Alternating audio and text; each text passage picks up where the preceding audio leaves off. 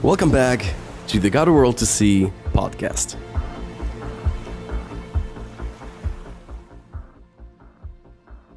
Three, two, one. And with that, welcome back to the Got a World to See podcast. Today with my guest, Komang, 2 times pro world champion in natural bodybuilding, president of the IFBB in Indonesia. And we just hit a workout together. I'm sitting here jittering a little bit, setting up the podcast. Very excited to have you on. How do you feel after the workout? Well, thanks, Dan. Especially your time today that we shoot some exercises in there, and it's actually waking me up to basically to start my day. So it's actually, I feel pumped actually after that. That's Thank great. you. Yeah. So I would say today I would like to talk just a little bit about your story, where you come from. You told me born and raised in Bali, and kind of like your background, like in the sport for what is it, decades, 20, maybe even like almost 30 years, right? I would say 26 years. 26. Yeah, experience in at the beginning just as a hobby, and then everyone just love exercise at the beginning because I'm in the martial art. When I was 10, I started martial art 10, Okay. and then improving myself in martial art, self-defense, and actually helps to build my discipline from there. And especially back then, we mostly my parents just wake me up in the morning like at 7 o'clock. so with this martial art helps me with my discipline, get up in the morning, especially when you feeling fit. Yeah. So in a way, it helps me to build the great foundation, I would say, at a younger age, and helps with my focus to do at a younger age. For me, it's very important to know that what we really want to do, and that somehow give us also motivation.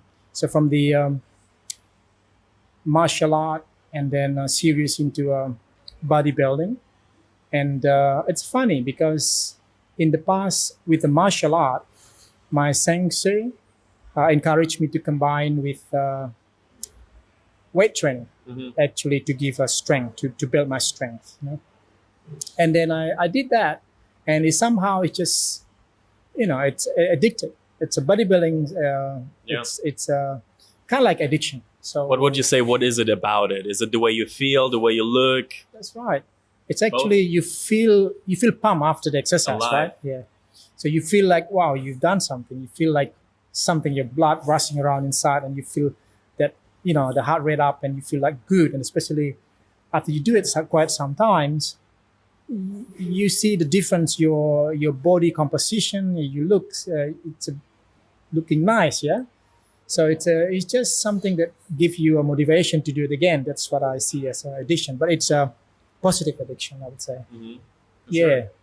I would say for me that is really the big part. Some people there, let's say, they work a lot in their field, but they kind of like neglect the physical part in a way of like, oh, it's just a look, it doesn't matter that much. But what I noticed for myself after years, just how it wakes me up, how it makes me feel. And like before I work out, sometimes I'm like, oh, I don't know if I can start today, if I'll feel good. After the workout, the world is mine. I got this. Is that kind of like... you feel fit, right? And you feel like, oh, I can conquer the world. Exactly, that's what we talked about before. Yeah, it's a testosterone kind of thing. We dominate. It's all about domination. But throughout my experience in the past, because my parents, most of the time, actually sharing the story about Balinese mythology, and it's about Balinese. It's a culture. So before we sleep at night, my parents, especially my father, share us a story about Balinese mythology, like why we do offering, and what I mean, because we are pretty much community oriented. So we have spirits in everything. Yes, we have a spirit in water, we have a spirit in fire and everything. So I grew up in the environment where this is something that I really into it. And at the time, my father loved to tell stories. And one thing that I still remember until now is actually what he understands about life in balance. So he said to me once about if you want to live happy, I want you to remember this thing.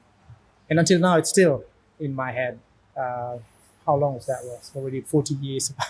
14? 40. 40. Yes. He said, well, if you picture yourself about if you draw something like a cross sign, cross. Mm-hmm. So if you position yourself in the middle, so in Bali, we have this philosophy called Trihita Karana.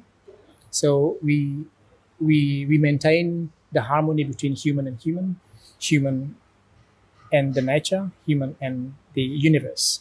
So we position ourselves in the middle. If we picture ourselves, that cross picture in the middle, so we maintain the relationship between human and human, which is our friends, our family, yeah, community, yeah. That's left, and then on the right we maintain the our relationship with our parents as the ancestor that's still alive, yeah. And then if you go to the bottom, it's actually the environment. So we look after our nature. So like for me, I'm involved in the project of Bali Clean, for example, Save Bali Water. So at least something that I can contribute. So as a Balinese, that philosophy is still in my blood, that I want to always maintain myself in that position. And above that is actually, we believe in positive energy. So everything is, energy is a positive. It's just us because we sometimes feeling good about ourselves. We're feeling tired. That's where the negative energy comes around. We're becoming negative sometimes, yeah. So back then, it's something that my parents, especially my father, asked me, please remember this thing. So that's where you're gonna find yourself happiness if you can maintain that position. It's not easy, because how to maintain it is you have to understand, you have to wise enough to understand everything around you. Like, for example, you have friends. Your friends is love doing this, but you don't like this, yeah? It's not bad. It's not necessarily bad, or it's bad, the difference, yeah? If we understand. So, for example, this is typical mangoes. If you don't like to eat mangoes, why we eat mangoes, right? So we understand. So we eat banana, yeah? But it's there. So for us to understand what's around us and understand, and we wise enough, that's how we should be. So we maintain that, and everyone's becoming friends and everyone's becoming family. So we help each other in that capacity. So we're not expecting too much, because expecting is also something that actually going to give us disappointment, right? So we do something that because we love to do.